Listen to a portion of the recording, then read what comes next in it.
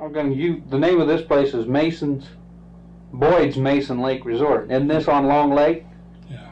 Where's the Mason Lake come into? Well, at that time, what I've always thought was several long lakes in the country here, but my dad probably wanted to make something different, see? Mm-hmm.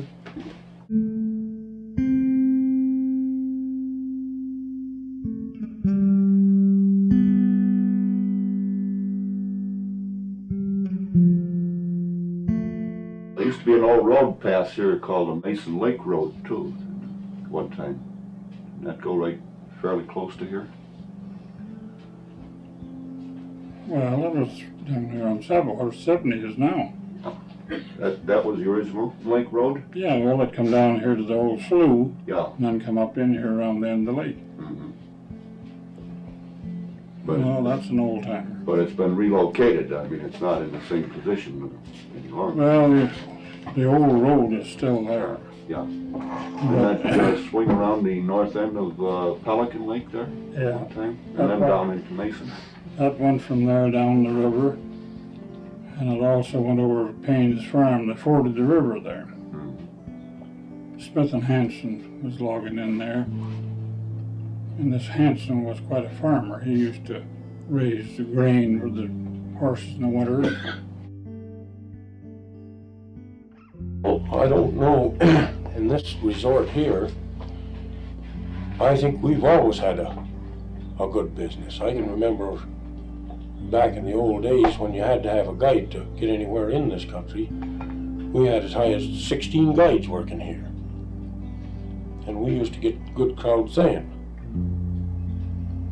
I think this place has been pretty stable as far as business is concerned, don't you, John? Yeah, I think so. Well, how would you say that, you might say, how the tourist business or this type of business has changed over the years? I mean, it's become just more modern like the rest of things, huh? Well, yes, your equipment's got to be a little more modern. Yeah. When this place was originally started, how many cabins did you start with, or how's it grown over the years? To start with, there wasn't any cabins at all. And what happened, we sold lots and built cottages for people with the idea that if anything come up, we were to get the first chance to buy them back, see. Well, we built a lot of those places and eventually bought them all back. How many lakes around here do you have cabins on, or how many do you own around here now? Well, there's 14 lakes in this block around here that can be fished. But we own 4 lakes here, that is all around 4 lakes. And we got, well, we did have 21 cabins, but we only used about 17 of them. Most people want a cabin, but it's only a small one. Yeah. Right. Some of those, John, they still have ice boxes and wood ranges because the people that came up here when they were children years and years We don't ago. have any housekeeping. And they want it the same way. We have an awful lot of people right here for housekeeping cabins, but we don't have any. There used to be a golf course here at one time. When was that built? That was started a good many years ago, too. I think that was built around 1920, wasn't it, John? I believe it. They, of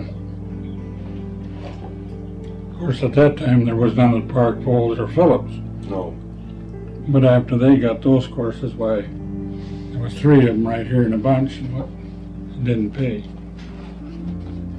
In fact, I don't think it ever paid anyway.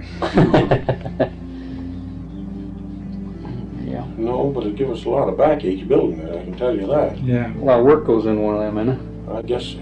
How many holes? Was it 9 holes, or how many 9 holes? holes. 9 holes. And cut right out of about half of it, or better, right out of virgin timber.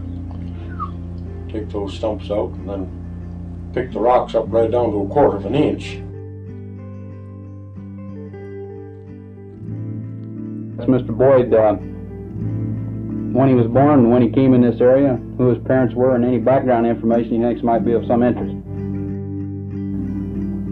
Well, I was born in '93. Then you moved down here on the homestead. What year was that? I was here before I was on the homestead. Yeah. But it must have been right around 1900 or before when you moved down in here. Was your father the one that started this resort? Yeah. What was his name? Hugh Boyd. Hugh Boyd. Mr. Van Camp, when did you come into the area here? Well, we moved to Fart Falls when I was 1 year old. I was born in Loyal, Wisconsin in 1900. And I went to work here at Mason Lake in 1916, I think it was. I started guiding here. You started as a guide. Yeah. Mm-hmm. It really was a wild country then. We had no roads at all outside of just 2 ruts from here to Fifield, and tote roads wherever you went. It was primarily logging operations, lumbering companies in the area at that time, wasn't there? Oh yes, that's all they were doing. Well, you were around here when they were starting to settle the area. I mean, people come in trying to raise farms and start farms and this. You remember? Oh yes. That's pretty hard work. Very wasn't it? distinctly. I remember when they came in down there. There was a whole bunch of Austrians, and I just can't remember. There was very few Scandinavians, but they all came in that country down there about the same time, 1915, 16, where there was a regular land rush. All of these farms that are there today was started at that time. Where was this? Down around where? That's Draper and Down Draper. between Draper and Winter. Yeah. That whole country was settled about the same time. Was this land that the lumber companies were trying to settle, or Well, they logged off and wanted to settle it then? Yes, a lot of it was lumber company land, and then some of these land sharks got a hold of some of it too. They used to pay some enormous prices for 40 acres at that time. I know some of them sold as high as $2,200. 90% rock. Yeah. That's, Wasn't an easy life. no, you bet it wasn't.